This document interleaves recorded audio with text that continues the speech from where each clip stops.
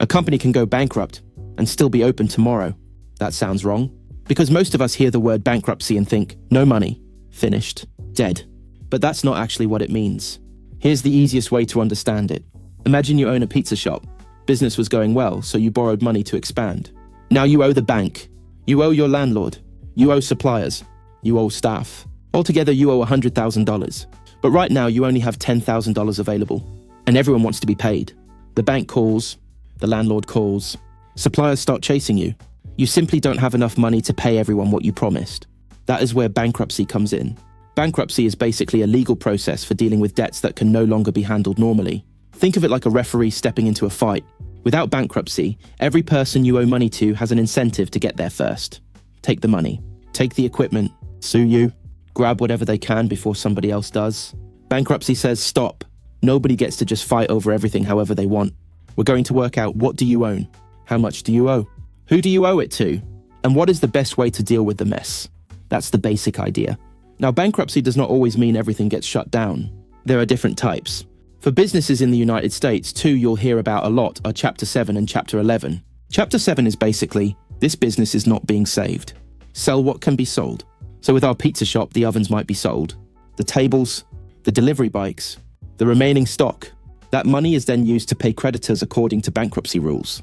That is called liquidation. Pretty simple. But Chapter 11 is where people get confused. Chapter 11 is basically, the business has serious debt problems, but maybe the business itself is still worth saving. So the pizza shop might stay open. Customers still come in. Employees still work. Pizza still gets sold. But behind the scenes, the finances are being reorganized. Maybe the business gets more time to repay some debts. Maybe certain debts are reduced.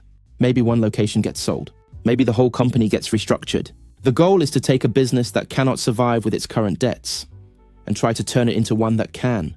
That's why you can hear, company files for bankruptcy, and then see that same company operating the next day. Bankruptcy can actually be an attempt to avoid shutting down. Now, one important thing, bankruptcy does not mean I owe $100,000, so now the $100,000 magically disappears. It is not a cheat code. What happens depends on what assets exist, what kind of debts there are, who is owed money, and what type of bankruptcy is being used. Some creditors may get paid. Some may only get part of what they are owed. And in some cases, certain debts can eventually be wiped out. But the simplest way to remember bankruptcy is this. You owe more than you can deal with normally. Everyone wants their money.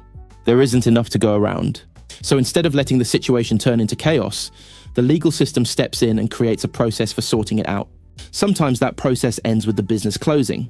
Sometimes it gives the business another chance. So the next time you hear, they went bankrupt, don't automatically think, they have no money. Think, their debt problem got so serious that it had to be dealt with through a legal process. That's bankruptcy.